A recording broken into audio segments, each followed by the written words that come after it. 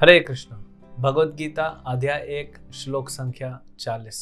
अधर्म अभिभवात् कृष्ण प्रद्युषन्ति कुलस्त्रियः स्त्रीषु दुष्टासु वार्ष्णेय जायते वर्णसंकरः। हे कृष्ण, जब कुल में अधर्म प्रमुख हो जाता है तो कुल की स्त्रियां दूषित हो जाती हैं और स्त्रीत्व के पतन से ही हे वृष्णिवंशी अवांछित संतानें उत्पन्न होती हैं। देखिए, युद्ध में पुरुष अगर मारे जाते हैं तो जो घर पे स्त्रियां हैं, माताएं हैं, बहनें हैं, पत्नियां हैं, बेटियां हैं, उनकी रक्षा कौन करेगा? उनकी रक्षा भी तो होनी चाहिए। तो जो दूसरे पुरुष हैं समाज में, और आज बहुत ज्यादा है, वे क्या करते हैं? वे या तो स्त्री को जबरदस्ती दूषित करते हैं, और स्त्री जब दूषित हो जाती है तो उससे क्या उत्पन्न होता है? वो जो संतान उत्पन्न होती है उसको वर्ण संकर कहते हैं। पहले वैदिक सभ्यता में वर्ण आश्रम धर्म हुआ करता था, अभी भी है लेकिन न के बराबर, अभी दूसरे रूप में। वर्णाश्रम तो है लेकिन उसको लोग सिस्टमैटिकली फॉलो नहीं कर रहे, इसलिए संसार में प्रॉब्लम हो रही है। हर कोई इंजीनियरिंग कर रहा है, हर कोई एमबीए कर रहा है, हर कोई यही करना चाहता है, हर कोई वही करना चाहता है। एक सक्सेसफुल हुआ तो हजारों लाखों करोड़ों की तादाद उसके पीछे ही भाग रही। आप समझिए, आपको संतुष्टि किसमें मिलेगी? वर्ण आश्रम क्या था? अगर आप में पूर्व कर्मों से, आपने पिछले जन्म में जो कर्म किए उस हिसाब आपको, उसके हिसाब से आपके अंदर ऐसा टैलेंट है, स्किल है कि आप अच्छे से शास्त्रों को समझ पाते हो और दूसरों को समझा पाते हो। ये सबके लिए नहीं है। हर कोई शास्त्र को उतने अच्छे से नहीं समझ सकता, हर कोई समझा नहीं सकता, हर कोई श्लोकों को याद नहीं कर सकता, श्लोक उतने अच्छे से उच्चारण नहीं कर सकता। जो कर सकता है वह क्या करेगा? वो यही काम करेगा। तो इससे क्या होता है? वो ब्राह्मण का काम करेगा। ये नहीं कि ब्राह्मण ऊपर है, क्षत्रिय शूद्र नीचे है, नहीं, वो अपना काम करेगा। अभी देखिए, उसके पास जो स्किल टैलेंट है उस हिसाब से जब वो काम करता है तो क्या होता है? उसका मन संतुष्ट रहता है क्योंकि वो प्रसन्न है, संतुष्ट है। और बचे हुए टाइम में वो क्या करता है? क्योंकि मन शांत है इसलिए वो अच्छे से भक्ति कर पाएगा।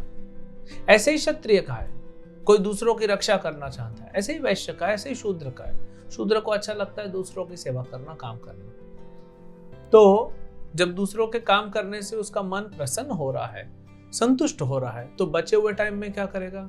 अच्छे से भक्ति करेगा। आज प्रॉब्लम क्या हो रही है? आज कोई भी व्यक्ति अपने काम से संतुष्ट नहीं है। संतुष्ट नहीं होने की वजह से क्या हो रहा है? मन शांत नहीं है। मन शांत नहीं है, भक्ति नहीं कर पा रहा, और इसीलिए और दुख में और गहराइयों में दुख के वो डूबता जा रहा है। तो आप समझे कि वर्ण आश्रम जो है कितना इंपॉर्टेंट है।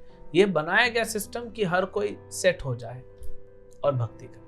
जैसे फ्लाइट में होता है, कुछ सीटों में लेग स्पेस ज्यादा होता है, भले थोड़ा पैसा ज्यादा लगता है। अब किसकी टांगे लंबी है, क्या करेगा? ले भाई 200-500 ऊपर से ले, लेकिन शांति से कम 2 घंटा प्लेन में मैं शांति से तो बैठूं। फिर वो 2 घंटा बैठ के गीता पढ़े, भागवत पढ़े, हरे कृष्ण मंत्र जप करे, क्योंकि उसका बॉडी संतुष्ट है। अब यहाँ पे अगर वर्ण संकर क्या होता है? तो स्त्रियां दूषित हो जाती, या तो जबरदस्ती किसी ने दूषित कर दिया। इसमें स्त्री का दोष नहीं है। ये ना सोचे कि इसमें स्त्री का दोष है, हम क्या करें। नहीं, हम नहीं बोल रहे स्त्रियों का दोष है इसमें। भगवान ने पुरुष और स्त्रियां बनाई अलग अलग। दूसरा, जैसे छोटे बच्चे होते हैं, आप छोटे बच्चे को इधर उधर जाने नहीं देते। क्यों? क्योंकि उनका मन चंचल होता है। मन चंचल होने की वजह से या तो वे कुछ गलत कर जाएंगे, एक्सीडेंट, रोड पे चले जाएंगे, एक्सीडेंट हो जाएगा, या कहीं खो जाएगा, या उसको कोई बहला फुसला के ले जाएगा। वैसे ही शास्त्रों के अनुसार स्त्री का मन भी चंचल होता है।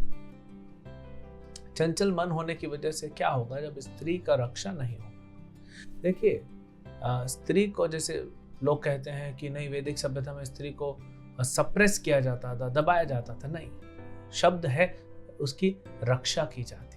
जैसे प्रधानमंत्री होते हैं देश में, मुख्यमंत्री होते हैं राज्य में, उनकी रक्षा होती है क्योंकि वो इम्पोर्टेंट हैं। वो राज्य को चलाने के लिए इम्पोर्टेंट है, वो देश को चलाने के लिए बड़े इम्पोर्टेंट है। तो स्त्री जो है एक परिवार को चलाने में इम्पोर्टेंट है, लेकिन यह नहीं कि सिर्फ खाना बनाना, ये करना, वो करना, ये एक है, लेकिन उस कुल की परंपरा को, उस पवित्रता को रखने के लिए स्त्री का बहुत बड़ा योगदान है।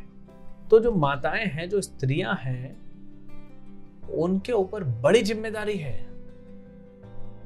तो यहां पे अर्जुन कह रहे हैं अगर वो नहीं हुआ, इनकी रक्षा नहीं हुई और कोई जबरदस्ती किया या कोई बहला फुसला के ले गया तो क्या होगा? वर्ण संकर होगा। अवांछित संतानें, न चाहते हुए सब ऐसे ऐसे बच्चे उत्पन्न होंगे और आज हम देख रहे हैं संसार में जिनमें नेगेटिविटी भरी पड़ी रहेगी, असुरी भाव होगा।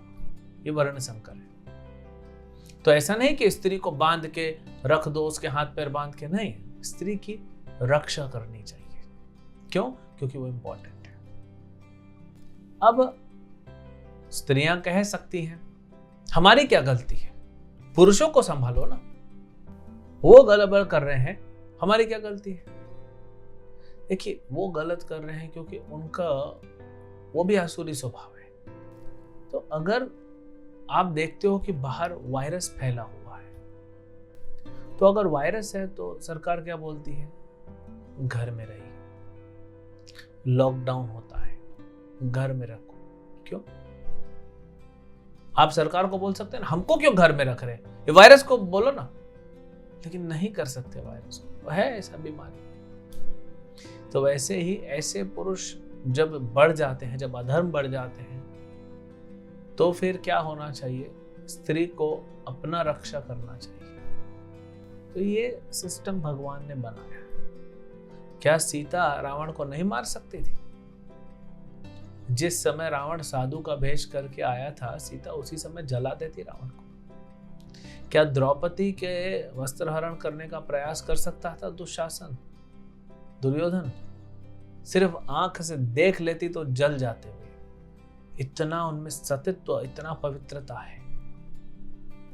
लेकिन ये दोनों स्त्रियों से, ये महान स्त्रियां हैं, द्रौपदी और सीता माता। इवन मंदोदरी, क्या मंदोदरी रावण को नहीं रोक सकती थी? ये सब पावरफुल स्त्रियां हैं। इतिहास में इनका नाम देखिए कितना पावरफुल है। कई बार अपने पति से ज्यादा ये स्त्रियों का नाम शक्तिशाली माना गया है। तो कर सकती थी, लेकिन इन्होंने वैदिक सभ्यता, जो भगवान ने सिस्टम बनाया, उसका पालन किया कि नहीं, हमारे पति हमारी रक्षा करेंगे। हनुमान जी आए थे ना सीता को बचाने, बोले चलो ले चलता हूं, तुम तो मेरी माँ जैसी हो। सीता बोले हो तो तुम मेरा बेटा जैसे, मैं, तुम पर पुरुष तो नहीं हो, मेरा बेटा ही हो। लेकिन फिर भी भगवान राम को आने दो, श्री राम आएंगे मेरी रक्षा करने के लिए, क्योंकि यही सिस्टम भगवान ने बनाया है। जब द्रौपदी ने श्राप दिया, वस्त्र हरण नहीं हो पाया, तो फिर श्राप दिया, तो धृतराष्ट्र बोलते हैं तुमको जो चाहिए मांगो। तो बोलते हमारे पति, पहले तो बोले हमारे युधिष्ठिर को छोड़ दो। अब उनका हथियार मांगी, पहले बोले हथियार के साथ छोड़ दो, हथियार और ये दोनों को छोड़ दो, ये पांचों को छोड़ दो।